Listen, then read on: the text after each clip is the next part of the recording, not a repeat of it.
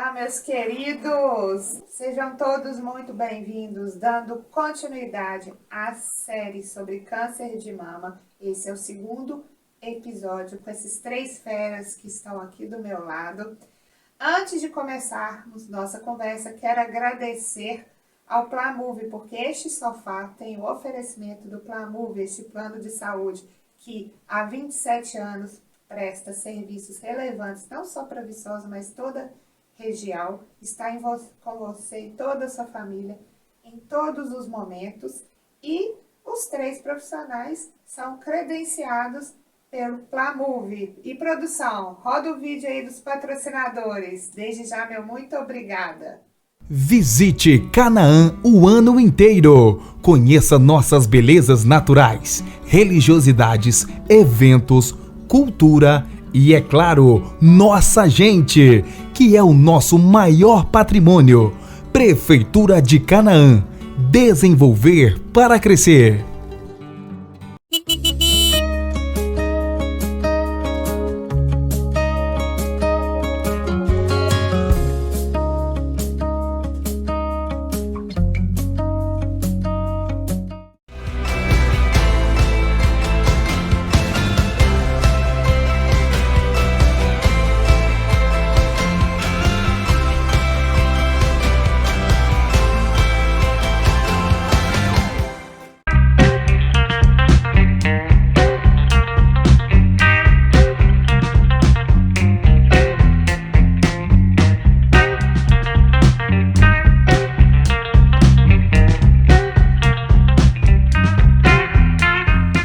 Quero aqui agradecer meus convidados, doutor Rafael Damasceno, meu muito obrigada por estar aqui no Sofá da Lua. Doutora Luciana Costa, muito obrigada, eu que agradeço. Doutor Marcelo Pimenta, muito obrigada.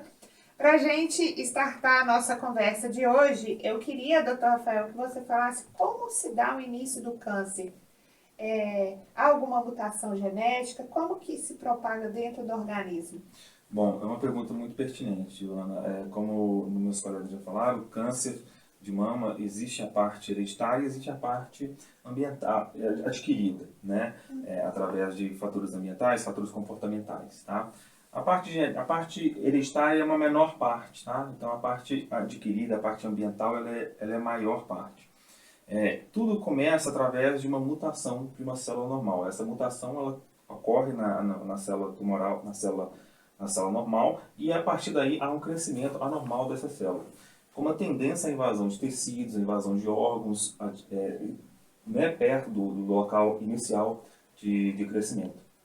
Existe o que a gente chama de genes supressores de tumor, né, e genes ativadores de tumor. Então, quando a gente tem uma quebra, um desequilíbrio nessa balança, ou seja, eu tenho mais gene supressor sendo inativado pelo tumor, há uma maior chance dessas células neoplásicas tumorais crescerem mais ainda. O tumor de mama também, pensando no fator mais adquirido, né? A gente tem fatores hormonais, a gente sabe que um paciente com mais exposição a hormônio tem mais grandes chances de ter câncer de mama, né? Pacientes obesas, pacientes sedentárias, a gente sabe que a obesidade está intimamente ligada a um fator inflamatório crônico, e isso pode gerar também um estresse oxidativo, a facilitar essas mutações. Tá? Então, o que a gente tem que ter em mente é que existe a parte hereditária, que é uma menor parte, mas existe a parte dos fatores modificáveis. E o bom é que a gente pode, né, interferir nesses fatores. Então, tudo surge através de uma mutação no DNA da célula, que ela passa a se tornar uma célula aberrante e uma proliferação anormal. E, doutora Luciana, né, o doutor Rafael falou muito bem, né, sobre a origem, né, como se dá o aparecimento do câncer. Existe a quimioterapia, né, como você falou no episódio anterior, mas eu queria que você falasse um pouco sobre a quimioterapia neoadjuvante, como que ela pode ser feita, quais casos. Sim, nós temos várias formas de aplicar o tratamento no paciente. Como eu disse, personalizado, de acordo com a característica, a idade, de acordo com o paciente, levando em consideração o próprio tumor, as características do tumor, né? Então, esse termo neoadjuvante a gente utiliza antes da gente fazer o tratamento cirúrgico. é uma quimioterapia que a gente utiliza antes da cirurgia. E hoje em dia a gente tem algumas definições de quando a gente vai aplicar esse tratamento. Geralmente são tumores que estão localizados, mas são tumores grandes, né, que tornam a cirurgia maior, mais mutilante. Então, a gente tende a fazer essa quimioterapia para a gente diminuir o tumor e tornar mais fácil a cirurgia para o mastologista, né, para o cirurgião. Outro momento que a gente também indica a neoadjuvância são os tumores HER2 positivo. Hoje em dia, a gente utiliza a quimioterapia com o intuito de associar drogas para que o tumor desapareça. A gente não tem como todos os tumores a gente conseguir, mas o nosso objetivo é este. Então, quando a gente consegue o tumor sumir completamente, a paciente vai para a cirurgia, faz a cirurgia, ótimo. Mas a gente sabe que se o tumor não tiver sumido completamente ali na peça, quando o patologista examina a mama, né, a parte que foi retirada, a gente utiliza outros medicamentos depois do tratamento voltado para essa característica que seria o HER2 da paciente, né? Então,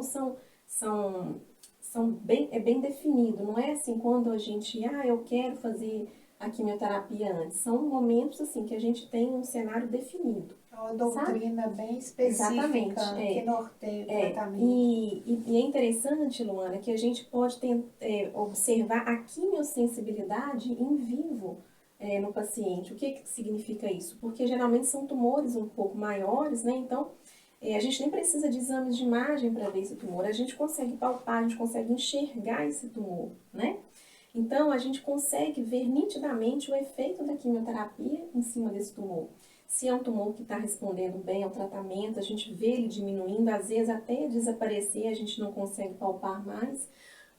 Em outros casos, o tumor também ele não tem uma resposta muito boa, né? Não tem uma quimiosensibilidade grande, e a gente também percebe o crescimento dele, às vezes a gente precisa trocar ou encaminhar aquela paciente para uma cirurgia, já que a gente não está vendo uma resposta boa ao tratamento. Então, esse é um cenário específico do tratamento do câncer de mama, a quimioterapia neoadjuvante. Para então, né, entrar em ação. Exatamente. E aí depois a gente encaminha essa paciente, depois que a gente conclui, né, esse tratamento, para o Dr. Marcelo, né, para o mastologista.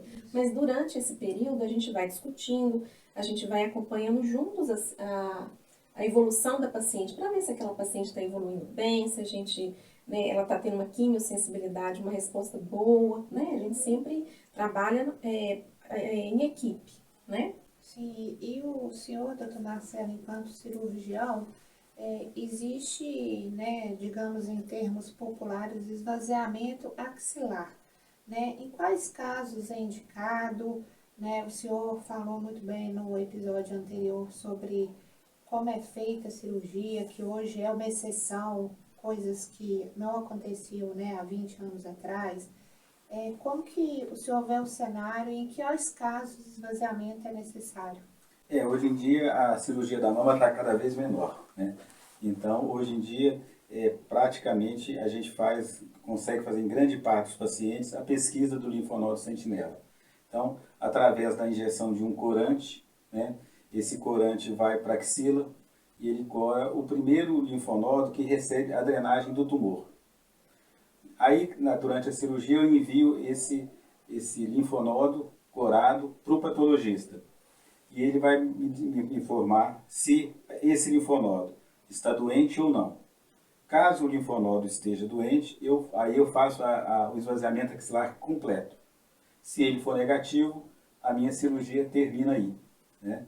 Como eu falei com você, essa técnica ela foi no final da década de 90, que ela começou estabelecida, início de 2000.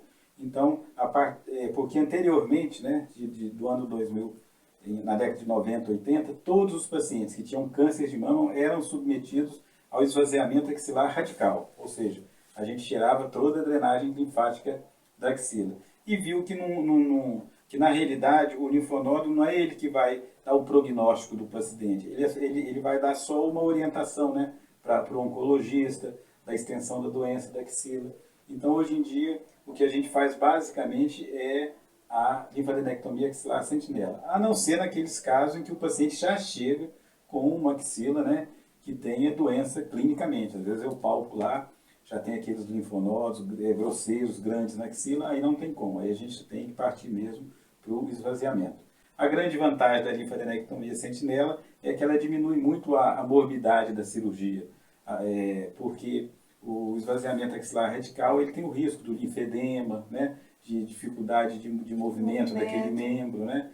Ele fica um membro que vai ter uma sequela, né, bem complicada. Doutora Luciana, lembrando da sua fala anterior, existe quantos tipos de câncer de mama?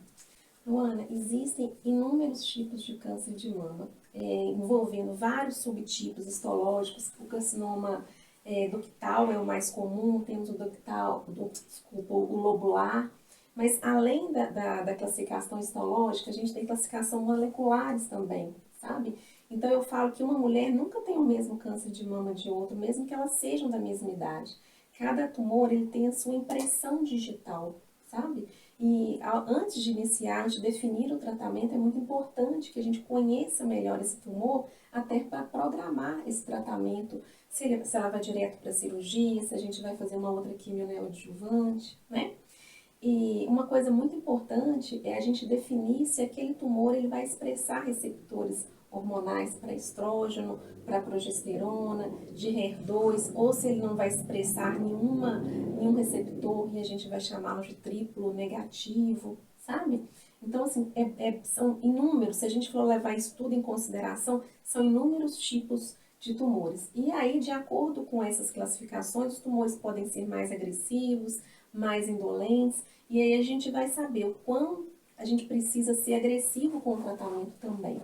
Lembrando da pergunta anterior, antigamente a gente usava principalmente o tratamento quimioterápico neoadjuvante, que é o tratamento antes da cirurgia, para aqueles tumores grandes, para axila comprometida, mas hoje, além disso, a gente leva em consideração essa característica molecular. Por exemplo, os triplo negativos, que são os tumores que não expressam receptor, é uma indicação da gente fazer a quimioterapia neoadjuvante.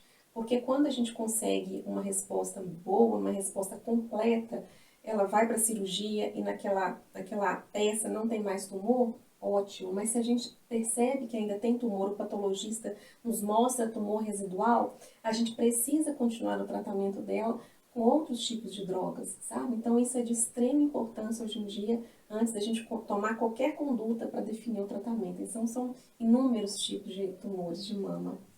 Pegando um gancho na resposta, né, nos comentários da doutora Luciana, doutor Rafael, o câncer, durante o tratamento, ele traz os efeitos colaterais bem desagradáveis. Eu queria que você falasse um pouco sobre como combater, como evitar esses efeitos, mas isso tudo é só no próximo episódio, no terceiro da série sobre câncer de mama. Espero vocês aqui na quarta-feira.